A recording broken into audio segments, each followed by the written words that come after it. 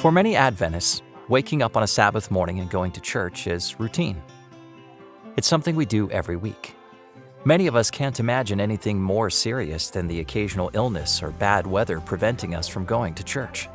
For the most part, we have the freedom to worship when, where, and how we want. This freedom is called religious liberty.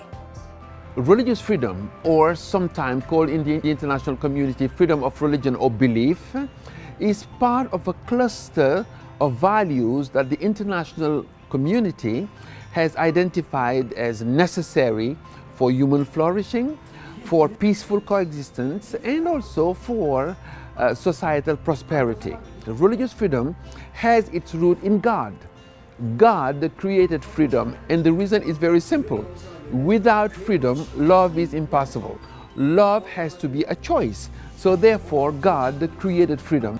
Also, even at a deeper level, we can think all human beings are created in the image of God. So if God is free, then God's image ought to also enjoy the same freedoms. Religious freedom is fundamental in accomplishing the mission of the Adventist Church, both theologically and practically. The freedom to believe is only as valuable as your ability to build a church to worship in, or to share your beliefs with someone else, or to keep a day holy according to your religious beliefs. Without that ability to act, religious freedom doesn't really exist.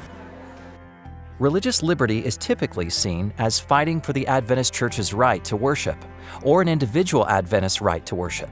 But at the Office of Public Affairs and Religious Liberty, or PARL, at the World Church Headquarters, Adventists take religious liberty one step further. One of the things that I'm very proud about our church is that we don't just protect religious liberty for Seventh-day Adventists. We recognize that religious freedom is a gift from God, and that we can't coerce anyone to follow Him. We have to protect the rights of all people. For instance, PARL has signed on to a legal case where a young Muslim girl was fired from work for wearing a religious headdress. PARL representatives have supported the rights of individuals from other faiths in efforts to uphold their religious freedom. What PARL advocates is an essential right God intended for every human being.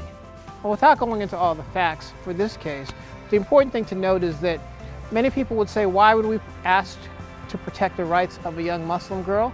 It's because those similar rights in the workplace are the same things that we as Adventists require when we want to get Sabbath accommodation. And so that's why sometimes in explaining it to people, it's important for them to understand that religious freedom for all is important. And without it for all, we can't get it for ourselves either.